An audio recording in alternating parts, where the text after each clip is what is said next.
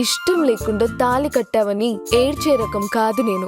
జుట్టు పట్టుకొని ప్రేమలోకి ఈడ్చే రకం. ముసలాడువై చచ్చేంత వరకు ప్రేమించు.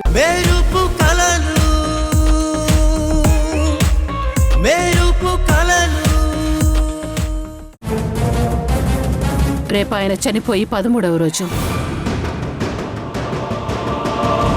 అందుకే రేపు ఆయన పెద్ద కర్మ చేయాలనుకుంటున్నాను.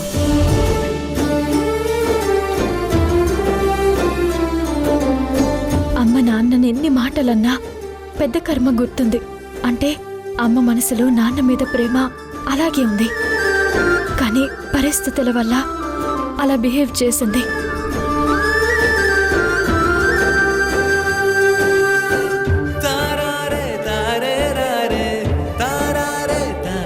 మేము అదే అనుకుంటున్నాం భాను.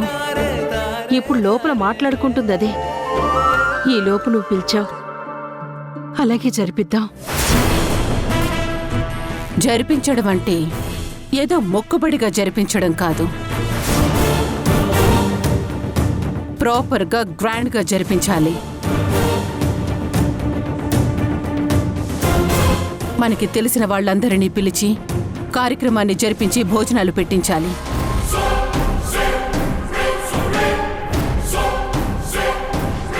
భరద్వాజ చనిపోయినా భానుమతి మాత్రం ఏమాత్రం తగ్గలేదని అందరికీ తెలియాలి.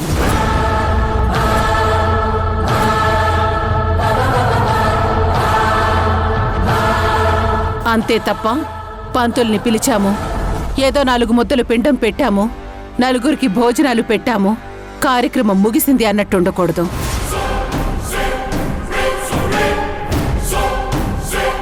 నా సర్కిల్లో ఉన్న అందరూ వస్తారు.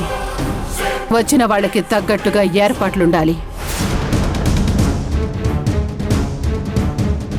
మనకి లేకపోయినా వచ్చిన వాళ్ళు ఆశ్చర్యపోయేలా ఉండాలి. అమ్మా అంటే అది ఏంటి? నసక్కుండా విషయం సూటిగా చెప్పు. అమ్మా, నువ్వు అనుకుంటున్నట్టుగా చేయాలంటే చాలా పెద్ద మొత్తంలో డబ్బులు కావాలి. ఇప్పుడు మనం అంత డబ్బులు ఖర్చు పెట్టే పరిస్థితుల్లో లేం కదా.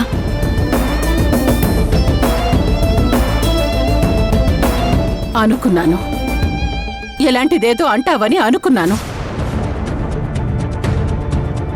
కానీ రేపు కార్యక్రమంలో ఎలాంటి చిన్న పొరపాటు జరిగినా సహించను. అమ్మా, దయచేసి నేను చెప్పింది ఒకసారి అర్థం చేసుకో. అర్థం చేసుకోనే నీ మాటలు వింటూ ఇంత దూరం వచ్చాం.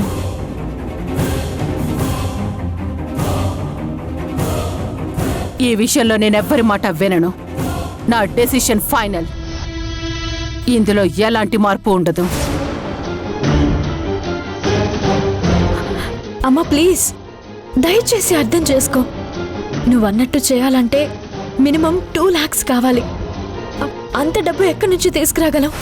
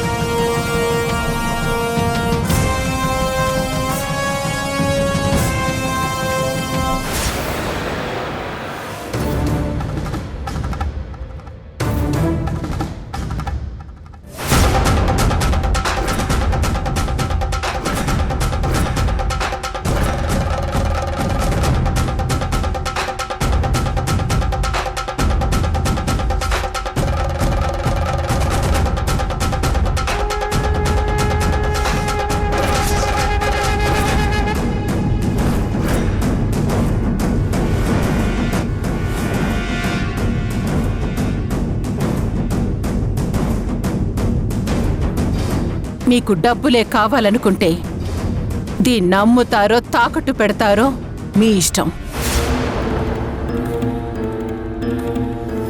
కానీ రేపు కార్యక్రమం మాత్రం గ్రాండ్గా ఉండాలి. బాను,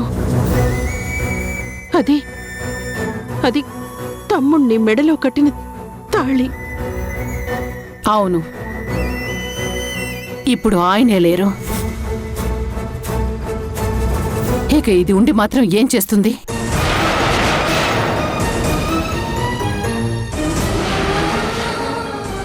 పైగా ఆయన కార్యక్రమానికి ఉపయోగపడుతుంది.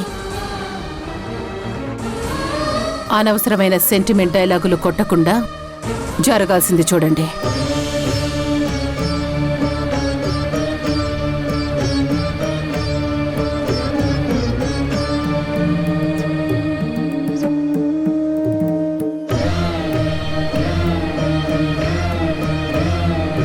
తెల్లారేసరికి ఏర్పాట్లన్నీ పూర్తవ్వాలి.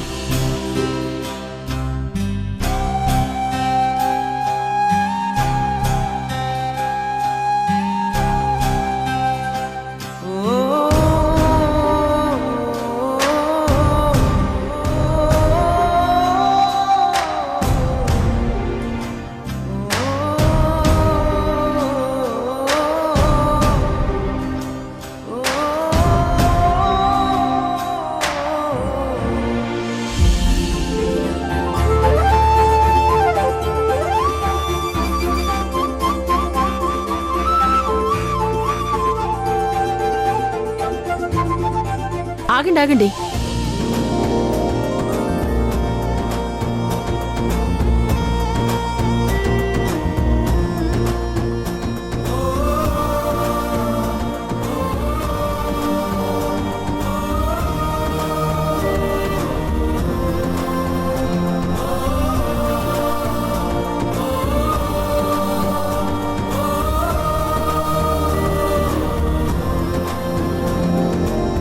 కుడికాలు లోపలికి పెట్టి రండమ్మా.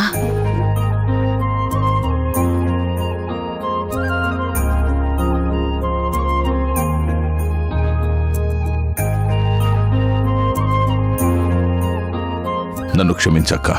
తప్పని పరిస్థితుల్లో రిజిస్టర్ మ్యారేజ్ చేసుకోవాల్సి వచ్చిందక్క. నువ్వు తలదించుకునేంత తప్పు ఏం చేసావు తమ్ముడు? పెళ్ళేగా చేసుకున్నావు, అది మంచి పనేగా. ఆఫీస్లో పెళ్లి చేసుకున్నారు కదా, సరే. నా కళ్ళ ముందు ఈ తాళిబొట్టు తన మెడలో వేయి.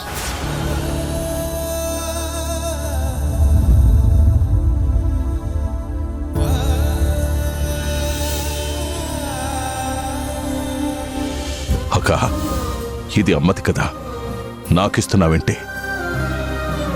ఇది నీదక్క. అమ్మ వస్తువు ఏదైనా అది నీ సొంతమంక. ఉన్నది మనమిద్దరం. మళ్ళీ నీకు నాకు ఏంటి తమ్ముడు? ఏదైనా మనదే. అమ్మ నాకు మాత్రమే అమ్మ కాదు, నీకు అమ్మే కదా. పైగా ఇది నీ భార్య మెడలో ఉంటే అమ్మ ఎప్పటికీ నీకు తోడుగా ఉన్నట్టుంటుంది. తీసుకో, తన మెడలో వెయ్యి.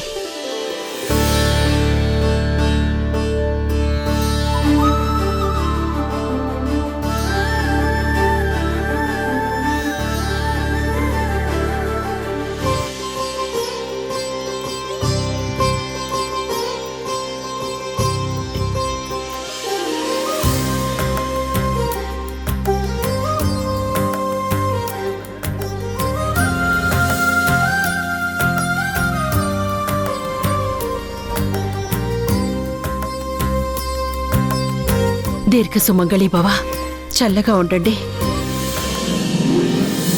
పిల్లా పాపలతో చల్లగా ఉండండి.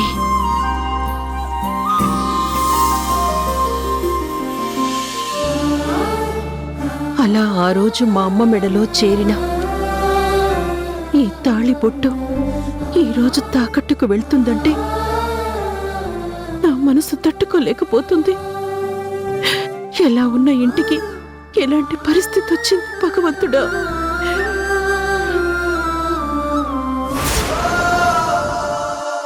అత్తయ్య సంయుక్త, మీ అమ్మా నాన్నల్ని ఒక బంధంగా కట్టి పడేసిన ఆ తాళిబొట్టు మీ నాన్న వెళ్ళిపోగానే మీ అమ్మకి బరువైపోయిందమ్మా.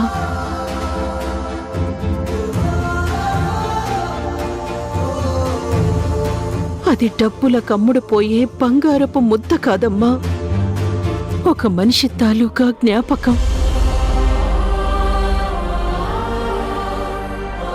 అలాంటి జ్ఞాపకాన్ని పదిలంగా దాచుకోవాలి కాని ఇలా డబ్బుల కోసం అమ్ముకోకూడదు.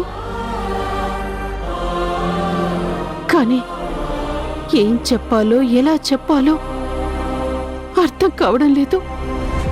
అత్తయ్య మీరేం బాధపడకండి. అమ్మ చెప్పిందనో మనకు డబ్బుల అవసరం ఉందనో దాన్ని ఎట్టి పరిస్థితుల్లోనూ పోగొట్టుకోను. నాన్న మీద అమ్మకి ఎంత కోపంగా ఉన్నా అదంతా కోపం కాదత్తయ్య. ఏం చేయాలో తెలియక, ఎవరిని అడగాలో తెలియక తనలో ఉన్న బాధ నాన్న మీద కోపంగా చూపిస్తుంది.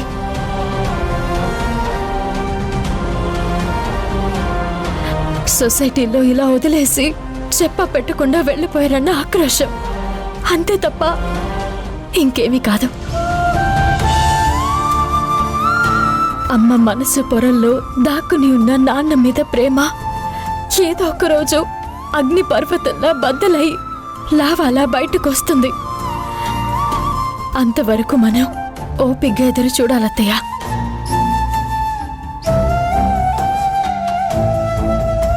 పైగా అమ్మకున్న ఒకే ఒక్క జ్ఞాపకం ఆ తాళి. ఎందుకంటే నాన్న సంపాదించినవన్నీ పోయినా నాన్న కట్టిన తాళి ఇంకా అలాగే ఉంది. దాన్ని ఎలాగైనా కాపాడుకుంటాను. ఎప్పటికీ దాన్ని మా నుండి దూరం చేయను. అది నానమ్మ గారి తాళి అని చెప్పగానే దాని మీద మరింత గౌరవం పెరిగిందత్తయ్య. ఎట్టి పరిస్థితుల్లోనూ దాన్ని మన ఇంటి నుండి దూరం అవ్వనివ్వను. పర్లేదు, ఈ మనిషికి పొగరుతో పాటు సెంటిమెంట్లు కూడా ఎక్కువే. మరి భాను అడిగినట్టు చెయ్యాలంటే అంత డబ్బు కావాలి కదమ్మా. అంత డబ్బు మనం ఎక్కడ ఎలా తేగలం? అదే ఆలోచిస్తున్నానత్తయ్య. ఎంత ఆలోచించినా అంత డబ్బు ఎలా అరేంజ్ చేయాలో నాకు అర్థం కావడం లేదు. అమ్మా, డబ్బుల గురించి మీరేం కంగారు పడకండి. ఉదయం లోపు నేనే అరేంజ్ చేస్తాను. మీరేం టెన్షన్ తీసుకోకండి. వద్దత్తయ్య, ఈ కార్యక్రమానికి డబ్బు నేనే ఏదో విధంగా అరేంజ్ చేస్తాను. నేను చూసుకుంటానత్తయ్య. అది కాదు సమయు, వాడు తెస్తానంటున్నాడు కదా. ప్లీజ్ వద్దత్తయ్య. ఈ విషయంలో మీరు నన్ను క్షమించండి. నేను డబ్బులు ఎలాగోలా అరేంజ్ చేస్తాను. నాకు తెలిసిన ఫ్రెండ్స్ ఉన్నారు, వాళ్ళని ఒకసారి అడుగుతాను. అది కాదమ్మా. ప్లీజ్ అత్తయ్య. అంత డబ్బంటే మీరు కూడా ఎవరినొక్కరిని అడగాలి కదా. అదేదో నేనే అడుగుతాను. తెలిసిన నలుగురిని అడిగితే ఏ ఒక్కరైనా సహాయం చేస్తారు కదా. ఆ ఒక్కరెవరో నాకు తెలుసు. ఎవరిని చూసుకొని ఇంత పొగరు చూపిస్తున్నారో అర్థం అవుతుంది.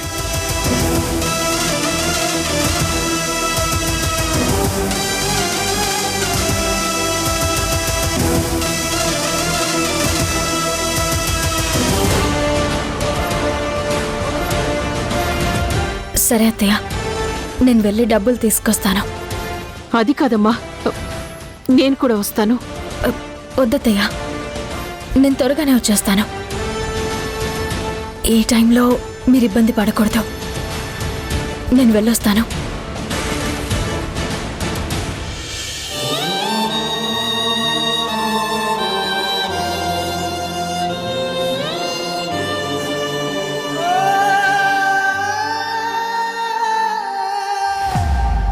భగవంతుడా, ఇంత చిన్న వయసులో ఎన్ని బాధ్యతలు బాధలు ఇచ్చావు తండ్రి.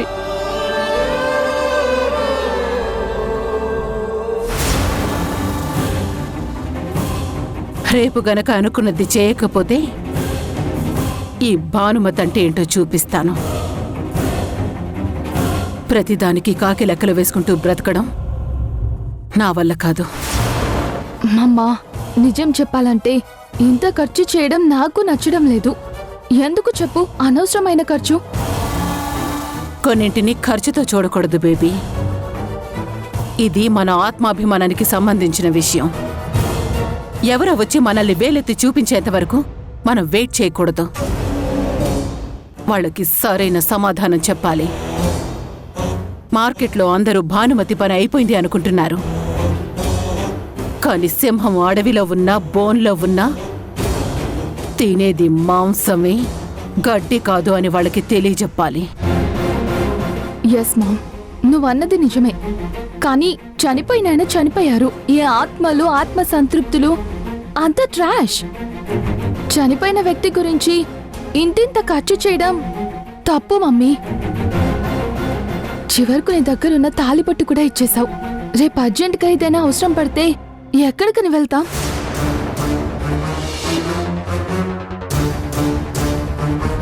అది కూడా కాదు మామ్. రేపు ఇంకో ఫ్యాషన్ కంపెనీలో క్యాంపెయినింగ్ జరిగితే మన దగ్గర కట్టడానికి డబ్బులు ఎక్కడుంటాయి? అదే కార్యక్రమం సింపుల్ గా చేస్తే ఆ డబ్బులు నా కెరీర్ బిల్డ్ చేసుకోవడానికి ఉపయోగపడతాయి కదా. ఈ విషయంలో నేనేవీ వినదలుచుకోలేదు బేబీ. ప్లీజ్ ఈ విషయం ఇంతటితో వదిలే. రేపు మీ డాడీ పెద్ద కర్మ గ్రాండ్గా చేయాలి. నా ముందు నా వెనక నోరెత్తిన అందరి నోళ్లు మూయించాలి. That's it. మామ్ ఒక్కసారి డిసైడ్ అయిందంటే ఇంకెవరు చెప్పినా వినదు. ముందు ఈ కార్యక్రమం అయిపోతే నేను నా గోల్ రీచ్ అవ్వడానికి ఏం చేయాలో ఆలోచించాలి.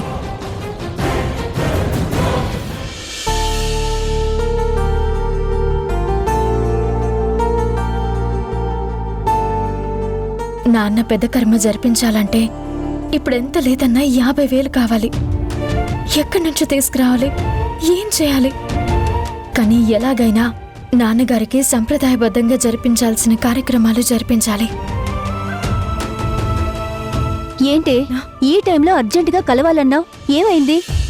నాన్నగారు చనిపోయి రేపటికి 13వ రోజు. పెద్ద కర్మ జరిపించాలి. కానీ దాని ఖర్చులకు డబ్బులు ఏం చేయాలో అర్థం కావడం లేదు. అందుకే నిన్ను రమ్మన్నాను. ఎంత కావాలి సమయు? ఎంత తక్కువలో చేసినా 50,000 కావాల్సి వచ్చేలా ఉంది. ఏంటి 50,000? ఏం మాట్లాడుతున్నావు సమయు? ఇప్పటికిప్పుడు మనకి 50,000 అంటే ఎవరిచ్చేవాళ్ళున్నారు చెప్పు? అదే నాకు అర్థం కాక నిన్ను పిలిచాను. అవును, మీరు మీ అత్తయ్య వాళ్ళ ఇంట్లో ఉంటున్నారు కదా, మీ బావని అడ్జస్ట్ చేయమని చెప్పలేకపోయావా? నేను అడగకుండానే వాళ్ళు చేస్తా అన్నారు. కానీ నేనే వద్దన్నాను. ఎందుకు? ఇప్పటికే మేము నలుగురం వాళ్ళ ఇంట్లో ఉంటూ వాళ్ళకు భారంగా మారాం. మళ్ళీ ఇప్పుడు ఈ కార్యక్రమం ఖర్చంటే పాపం.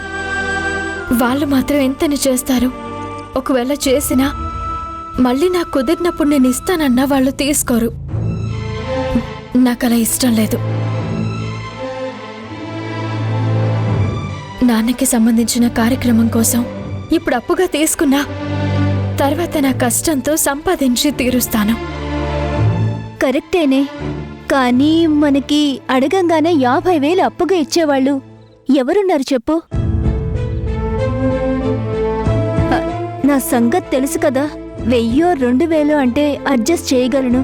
అంతకు మించి అంటే నా వల్ల కాదు. అయ్యో, నీ సంగతి నాకు తెలుసు కదా.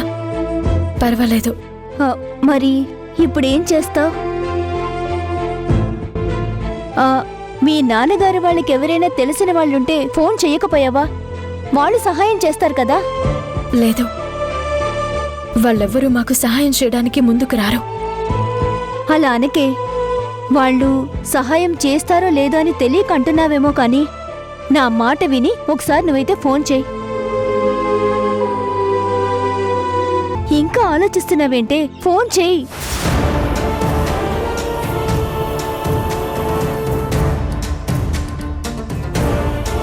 హలో, ఎవరు? అంకుల్, నేను సంయుక్తని.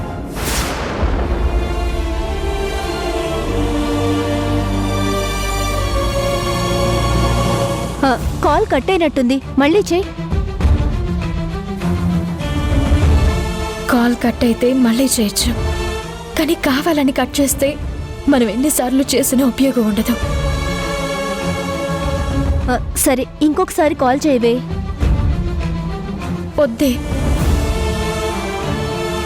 ఎవరికి ఎన్నిసార్లు కాల్ చేసినా మాకు ఎవరు సహాయం చేయరు. ఎందుకంటే వాళ్ళిచ్చిన డబ్బు మళ్ళీ మనం తిరిగిస్తామో లేదో అని వాళ్ళకి భయం. లోకం తీరే అంతేనే. అవసరం లేని వాడికి ఎంత ఇవ్వడానికైనా సిద్ధపడే ఈ మనుషులు అవసరం ఉన్నవాడికి రూపాయి ఇవ్వడానికి కూడా ఆలోచిస్తారు.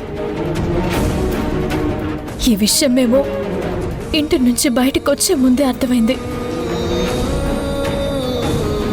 నిలువ నీడలేక తలదాచుకోవడానికి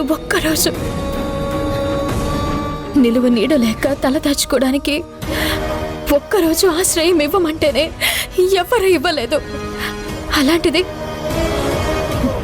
ఈరోజు అడగగానే డబ్బులు ఎందుకు ఇస్తారు? అవును, నువ్వు డబ్బులు ప్రణయ్ని అడగకూడదు? హలో సంయు, ఏంటి ఈ టైంలో కాల్ చేసావు? రేపు నాన్నగారి పెద్ద కర్మ చేయాలి. ఓకే. దానికి కొంచెం డబ్బులు అవసరం ఉంది. నువ్వేమన్నా హెల్ప్ చేస్తావేమోనని కాల్ చేశాను ప్రణయ్.